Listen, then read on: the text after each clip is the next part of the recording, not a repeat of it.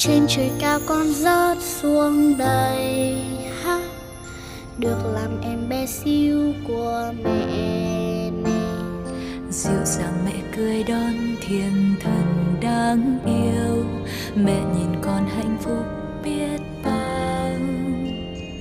Mẹ dạy con hãy nhớ làm người tốt, chân thật không nói dối bao người.